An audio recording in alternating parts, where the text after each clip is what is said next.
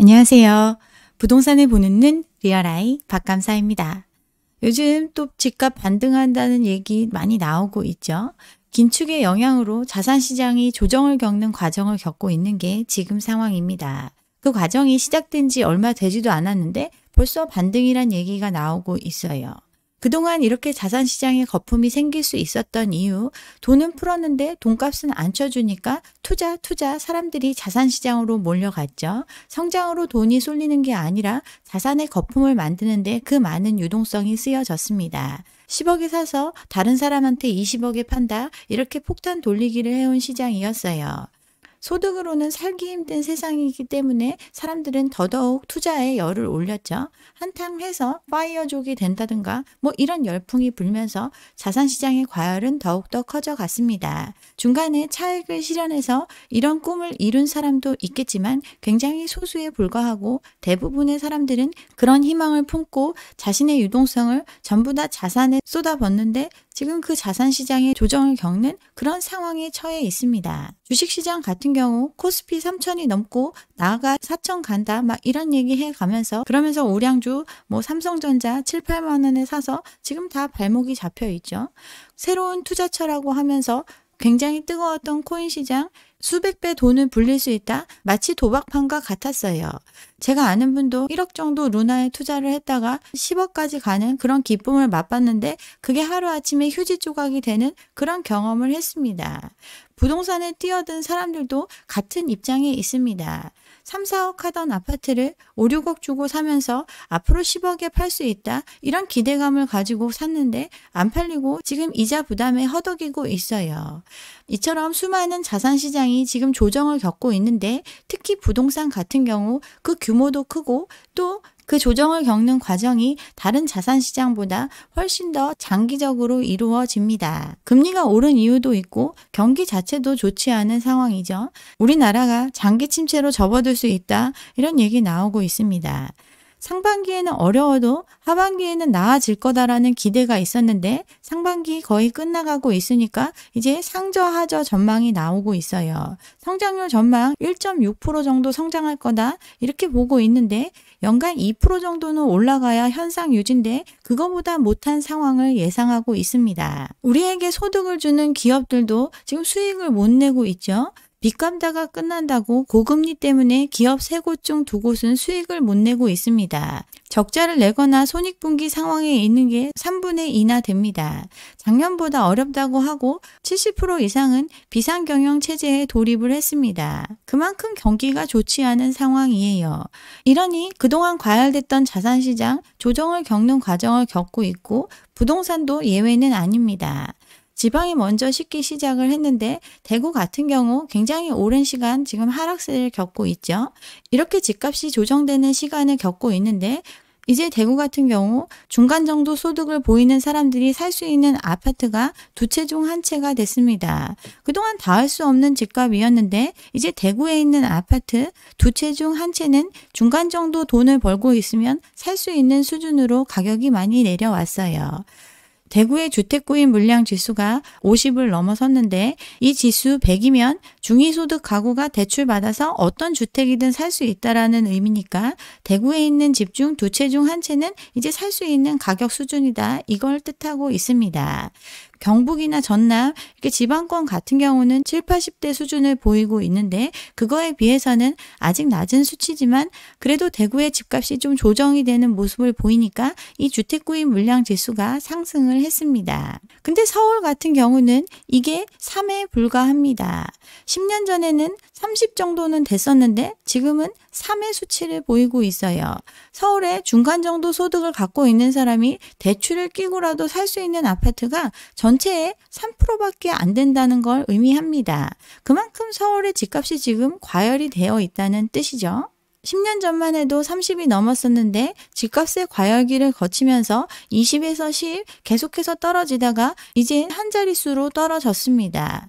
중간 정도 소득을 갖고 있어도 서울에서는 100채 중에 3채밖에 그 가격 수준에 있지 않다는 걸 뜻하는 거죠. 집값이 좀 조정이 되고 있으니까 전국의 주택 구입 부담 지수는 좀 떨어졌습니다. 근데 서울 같은 경우는 200에 육박해요. 서울에서 중간 가격의 주택을 구입할 때 소득의 절반가량을 빚 갚는 데 써야 겨우 구입할 수 있다. 이런 수치를 보이고 있습니다. 막대하게 풀린 유동성 때문에 버블의 크기는 너무나 커져 있는데 이 버블의 크기가 줄어서 살 수 있는 수준이 되어야 다시 시장으로 수요가 유입될 수 있습니다. 대구 같은 경우 18년도 가격 수준으로 이제 가격이 떨어졌으니까 대구 사람들 중간 소득이면 이제 그 지역에 있는 집들 중 절반 정도는 살 수 있는 수준의 가격을 보이고 있어요. 서울은 재작년 수준으로 가격이 떨어졌다고는 하지만 여전히 중간 정도의 소득으로는 살 수 없는 가격대를 보이고 있습니다. 서울의 집값은 떨어지지 않는다. 이러다 보니까 서울에 사는 사람 외에도 지방에서도 관심을 많이 갖고 있는 투자처입니다. 그러니 수요가 더 많고 그래서 이 숫자는 다른 지역에 비해서 낮을 수는 있겠죠.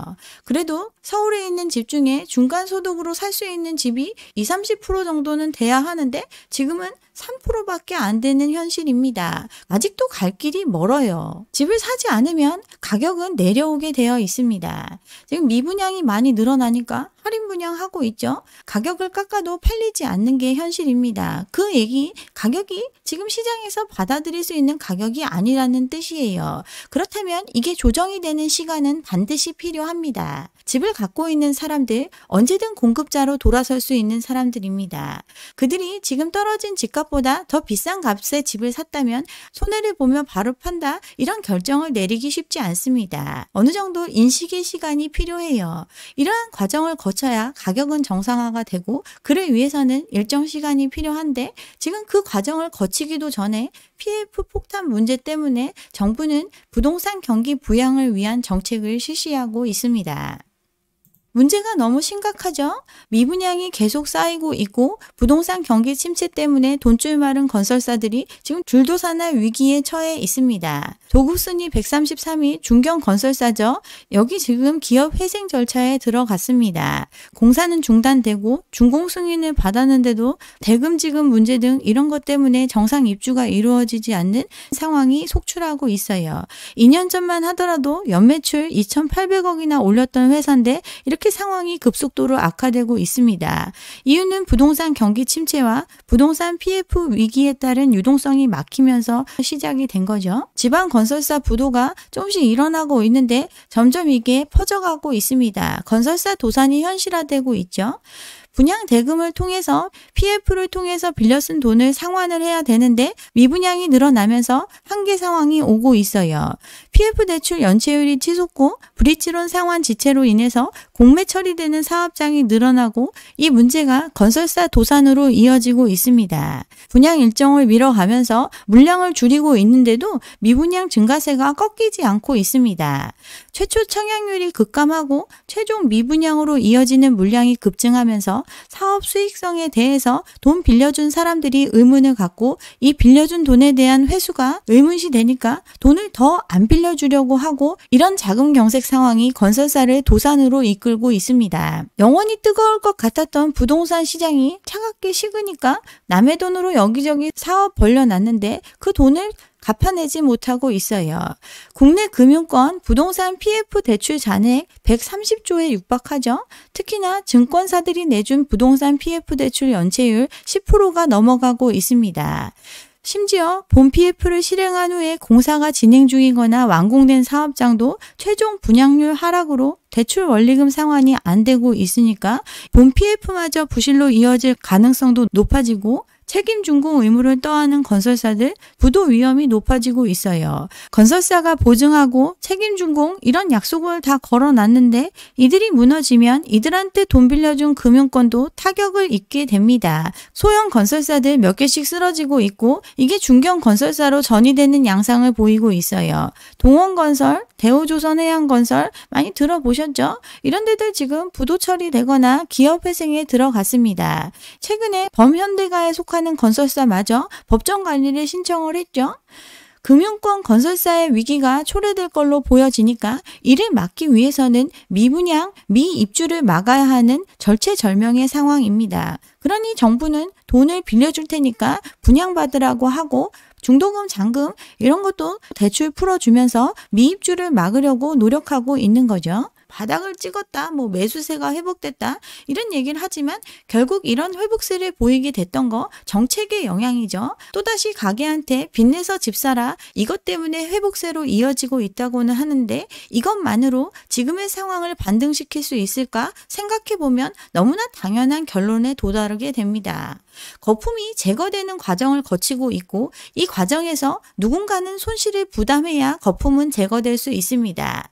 손실을 부담한다는 것, 투자한 돈을 잃거나 돈을 갚지 못해서 부도가 나거나 이런 사회적 비용을 치러야만 가격이 조정되고 정상시장으로 갈 수 있는데 이게 급속도로 오는 걸 막기 위해서 지금 대출을 해주면서 시장의 군부를 짚히고 있습니다. 그렇지만 이것만으로 해결될 수 없는 근본적인 문제를 안고 있는 시장입니다. 이미 가게는 부동산 광풍 때문에 너무나 많은 빚을 지고 있는데 여기에 추가적으로 대출을 더 내준다고 해서 이 시장이 원하는 수요를 모두 메꿔줄 수는 없어요. 미봉책에 불과하고 결론은 같습니다. 공급은 계속 이루어지고 있죠. 4월에만 37,000 가구가 또 분양 예정입니다. 전국 41개 단지에서 분양을 하고 수도권에서는 경기도에서만 17,000 가구가 분양을 해요. 분양권 전매 기한도 단축시키고 청약 대출 규제도 완화해서 봄바람을 기대하고 있지만 이 수많은 물량을 사줄 돈이 없습니다. 집도 재화이기 때문에 기본적으로 수요와 공급에 의해서 가격이 결정이 되는데 공급은 계속해서 이루어지고 있습니다. 근데 갖고 있는 능력으로는 살 수 없는 가격 수준에서 지금 공급을 하고 있어요. 수요를 할래야 할 수가 없습니다. 지금 서울에서 중간 정도의 소득으로 대출을 활용해서 살 수 있는 집이 3%밖에 안 되는 현실이니 이 비정상적인 가격 수준에서 또 집을 공급하고 있으니 이 시장이 그 가격을 유지하면서 수요가 다시 살아나기엔 너무나 힘든 구조이죠. 인구는 줄고 집은 계속 짓고 소득은 고만고만한데 이제 이 가격에서 하락을 멈추고 다시 반등할 수 있다? 기대하기 어렵습니다. 그동안 집값이 오르면 오를수록 이렇게 오른 가격에도 살 수 있는 사람 많다. 그렇게 외쳐댔던 시장이죠. 또 인구는 줄어들고 있다. 이게 팩트이고 가장 근시일 내에 인구 소멸이 이루어질 수 있는 나라로 꼽히고 있는 게 바로 우리의 현실인데 돈 잘 버는 1인 가구 많기 때문에 이 집을 수요할 사람이 계속 있을 것이다. 이렇게 주장해온 시장입니다. 1인 가구 제일 돈이 없는 계층이라고 제가 말씀드렸죠. 1인 가구 절반은 가난하다. 1인 가구 통계도 예전에 설명을 드렸어요. 연소득 3천만 원도 안 되는 사람이 80%가 넘고 대부분 간편식으로 식사를 때우고 월세에 거주하고 있는 게 1인 가구의 현실인데 돈 많은 1인 가구가 많아서 집값은 계속해서 유지될 수 있다. 이렇게 외쳐댄 시장입니다. 그렇게 늘어난 세대수 1인 가구가 대부분이고 그 1인 가구는 지금과 같은 집을 사줄 수 없는 수요입니다. 둔촌주공 청약 결과를 봐도 알 수 있어요. 그래도 소득이 있고 가정을 꾸리고 사는 사람들이 원하는 평형대, 그런 평형대는 본 청약을 통해서 어느 정도 소화될 수 있었어요. 근데 안 팔린 물량들 대부분이 소형 평수였죠. 원룸 사이즈의 집을 7, 8억에 팔려고 하는데 이거 돈 많은 1인 가구가 많아서 살아줄 거다. 그렇게 믿으면서 사람들 분양받았습니다. 누가 살아주지? 이런 의심이 있음에도 끝까지 내가 소유할 게 아니다. 6개월 후에 전매 차익을 누릴 수 있을 거다. 이런 기대감을 가지고 줍줍에 도전한 사람들이 많았는데 결과는 조금 더 지나면 알 수 있겠죠. 어쨌든 계속해서 집은 지어지고 있지만 그 집을 채워줄 실질적인 수요는 점점 줄어들고 있는 게 현실입니다. 새로 공급되는 물량 말고도 누군가 더 비싸게 사줄 걸 기대하면서 집을 갖고 있는 사람들, 이들도 또 공급을 쏟아낼 상황입니다. 부동산 시장 연착륙을 유도하기 위해서 분양권 전매 기간이 많이 완화가 됐는데 이 분양권 전매 풀린 물량이 수도권에만 12만 가구에 달합니다. 뜨거웠던 부동산 시장 탓에 분양만 받으면 돈 벌 수 있다 하면서 평년보다 훨씬 더 많은 공급 물량을 가게가 빚지면서 받아냈죠. 이렇게 분양받은 물량 전매가 풀리면서 제도적으로 팔 수 없었던 물량마저 또 시장으로 들어오고 있습니다. 분양을 받으면 돈 번다는 마음으로 뛰어든 사람들이죠. 실수요자 분양받으라고 양도소득세랑 실거주 의무를 부과해가지고 잠겨있던 물량인데 이 분양권에 대한 전매 제한 규제가 완화가 됐습니다. 이런 물량들 팔려고 내놓는데 매수자가 없죠. 프리미엄이 5억이 붙었다고 분양받은 사람들은 생각하고 있는데 매수 수요는 더 낮은 가격을 원하기 때문에 거래는 안 되고 있습니다. 분양받아 돈 벌었다고 하지만 실제 그만큼의 피를 주면서까지 사주는 사람이 없는 시장입니다. 매수 문의가 늘고 있는데 호가는 높아서 계약이 되지 않는다. 즉 팔려는 사람이 생각하는 가격과 살려는 사람이 생각하는 가격이 일치하지가 않고 이 시장에서는 거래가 이루어지지 못하고 있습니다. 분양가 대비해서 피가 많이 붙었다. 돈 번 것 같은 느낌이 있지만 당장 그 가격엔 팔리지도 않고 어쨌든 잔금을 치러야 하니까 전세를 쏟아내고 있는데 이 물량이 시장에서 소화되지 않고 있습니다. 분양받은 집 잔금 치를 돈이 없으니 세입자를 구해서 이 돈을 내야 되는데 이것 또한 여의치 않은 상황입니다. 부동산을 통해서 돈 벌었다고 하고 또 분양받은 것보다 피가 잔뜩 붙었다고는 하지만 시장에서 팔리지 않고 어쨌든 집값을 마련해야 되는 현실에 처해 있는 게 그동안 과열기에 분양받은 사람들의 입장이죠. 근데 상황은 나아질 기미가 없습니다. 지금 우리나라 고용 없는 저성장의 상황을 보이고 있죠. 올해 우리 경제 잠재 성장률에 못 미치는 1%대의 성장이 예상되고 있습니다. 서울 집값이 바닥이고 다시 회복세를 보인다고 하지만 집을 팔 사람만 줄을 서고 있어요. 매수 문의는 거의 없는 상태에서 매도자들만 집값 올랐다고 하니까 진짜 그 가격에 팔리나? 이렇게 궁금해하고 있는 이런 시장입니다. 매수 우위 지수 100을 초과할수록 매수자가 많은 건데 서울 같은 경우 27밖에 안 됩니다. 매수 문의는 거의 없고 매도자만 관심이 높은 이런 상황이에요. 모두가 관망하고 있는 이런 상황에서 지금 회복세를 보인다는 이 시장의 지표를 만들어낸 주역들 바로 불인이들입니다. 불과 몇 달 전까지만 해도 영끌이 피눈물 흘린다 이런 얘기를 접했던 불인이들 또 지금 시장에 뛰어들고 있어요. 서울에 생애 첫 집 마련하겠다. 2030 집 사는데 뛰어들었습니다. 3월 매매 거래 거의 3,000건까지 올라왔다. 생애 첫 집 마련을 위한 2030이 대거 참여한 결과입니다.